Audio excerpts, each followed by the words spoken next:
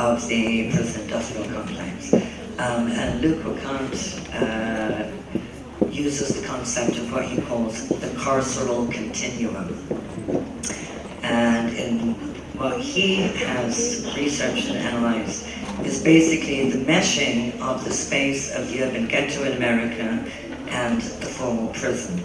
And as he says, African Americans are locked in a prison society in which the formal prison is a judicial ghetto, while the urban ghetto is actually an extrajudicial prison. So you see this kind of continuum of imprisonment. One is within the formal institution of the prison, but then it spreads spatially to marginalized urban areas which are racially policed and surveyed. The aim of both, according to both Kant and I think also the critical resistance movement, but you can correct me, is basically the warehousing of racialized and criminalized populations, or what are often called surface populations. And what I want to try and do is to outline some of the parallels between those processes or those modalities in America and in Palestine.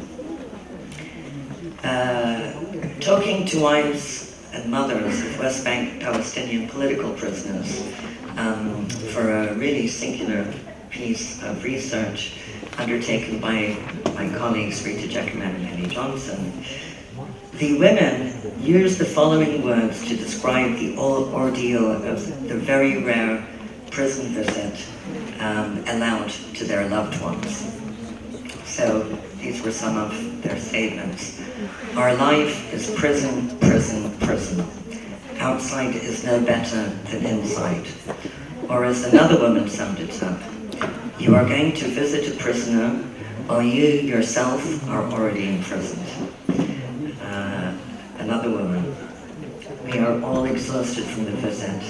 I can't sleep the night before, and it takes 3 days to recover. Now, like most journeys in Palestine, this exhausting geography has little to do with physical distance. The prison visit is a journey that begins very, very long before it actually happens. It begins with struggles through the Kafkaesque bureaucracy of Israeli security in a search to try and get an elusive security clearance so you can go and visit your loved one. That's the beginning of it. Then, if you get that, months, sometimes years of waiting for when prison visits are allowed. And then if you're among the very lucky few minority of family members to finally get through all of that and get a place on a Red Cross bus guarded by Israeli soldiers at dawn, then you have to navigate through the whole carceral geography of Palestine in order to reach the prison. If, as many of the women in the research, you have loved ones in Ketzion prison in the Negev, you go through what they described as 6 gates, which are 6 checkpoints.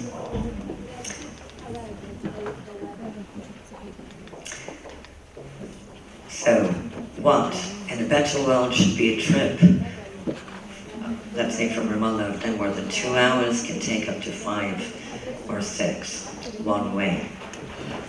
And after you navigate through all of those checkpoints, you also then have to navigate through the checkpoints, a series of checkpoints and humiliations into the prison. As one father of a prisoner commented on the trip, it's like going to Puerto Rico, not the Negev. That's special for you, Heidi. Okay. Geographers internationally, even the ones who are not very political, have become fascinated with Palestine over the past 15 years. The scale and sophistication of Israel's spatial regime of control over Palestinians is really globally without precedent. And it's been described as the most intensely territorialized system of control ever invented.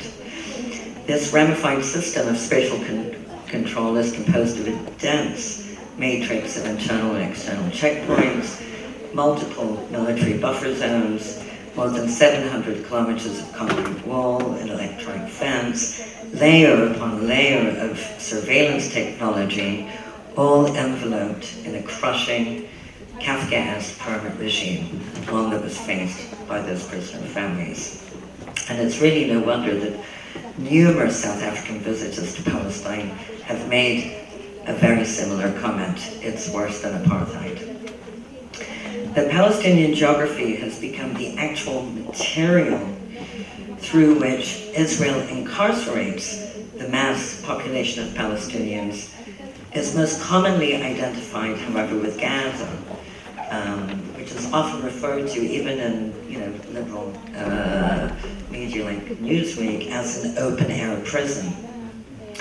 You have everything: fence, wall, multiple buffer zones. And then, on top of that, you've got Israeli sanctions and international sanctions. People tend to forget that Gaza is also under international sanctions. So what you end up is basically an open-air prison, which is also under another layer of siege. Entrance or exit from Gaza is impossible, except really for the exceptional few. But I think Gaza exemplifies the sort of prison metaphor at the same time as expressing its limits. So, on the side of what fits with the prison metaphor is you have a prison authority that metes out acceptable rations, food supplies, clothing, and books. Prisoners are under constant surveillance by the prison guards, in Gaza in particular, through the use of drones. There is, of course, lights out, as there would be in any prison, only in Gaza, because Israel controls the electricity.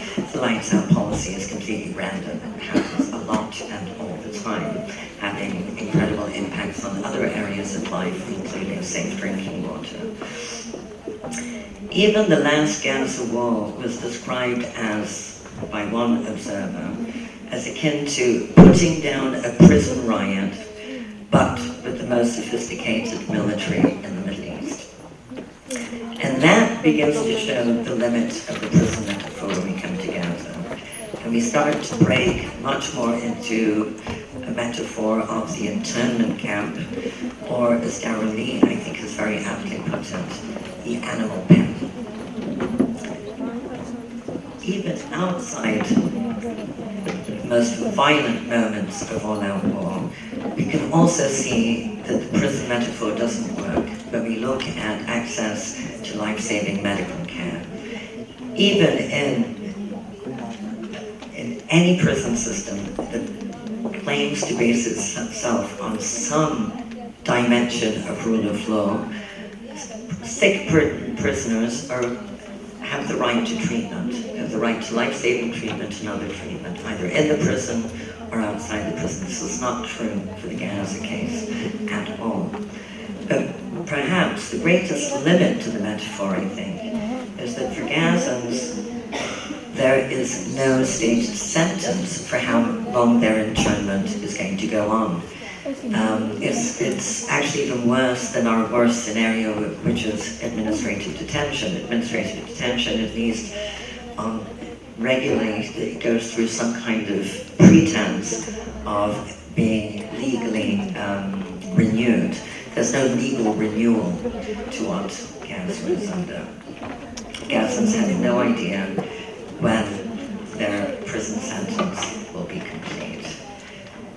Now, although international geographers have been really interested in our geography problem, our political prisoner problem has garnered very little interest beyond Palestine. Maybe it's because of the war on terror, or maybe because, especially in North America, there are uncomfortable parallels with its own prison industrial complex. Since 1967, it's estimated that approximately 750,000 Palestinians have been imprisoned by the Israeli authorities. And I think what's really striking with that number is that it's actually almost exactly the same number as the number of Palestinians who were ethnically cleansed in 1948. political prisoners is a hugely emotive issue in Palestinian society, a critical dimension of Palestinian collective and national identity. My colleagues will be talking more about it today in depth. And here I want to get to some of the parallels with the prison industrial complex.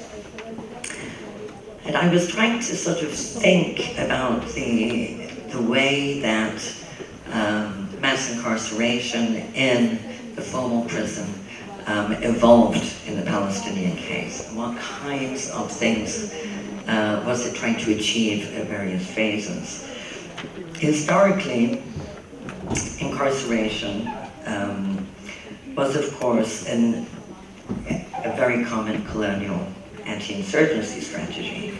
Basically, it's to put down to political resistance. You take out the leaders and you imprison them. In mass uprisings, like we had, especially the first Intifada, this kind of anti-insurgency strategy starts leading to mass incarceration. You just have to incarcerate masses and masses of the insurgent population. But in that period in the past, prisoners were also seen by the colonial authorities as potential resources, as potential political resources. Most immediately, they were seen as resources to be traded in prisoner exchanges. And over especially the period of the 1980s, literally thousands of Palestinian political prisoners were released in prisoner exchanges within Israel. And they were seen as resources, I would argue, in a longer-term political sense, in the sense that in earlier times, when Israel's settler colonial project was not seen with the same kind of permanency as it is now, that many of these prisoners were potential future political leaders that the colonial authorities would have to be dealing with. This changed initially post-Oslo. The concept of holding prisoners hostage for exchange shifted, and they became hostage to the peace process.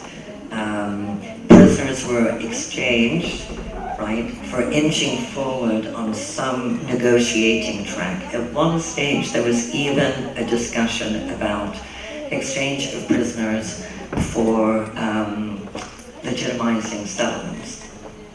Okay.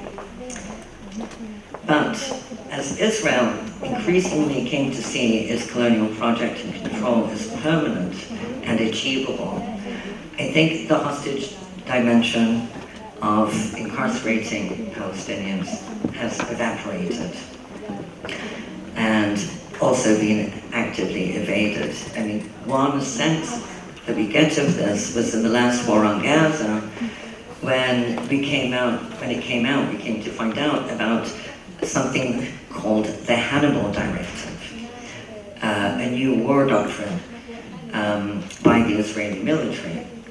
And the doctrine was basically this: it is preferable to have a dead Israeli soldier than a kidnapped one, right?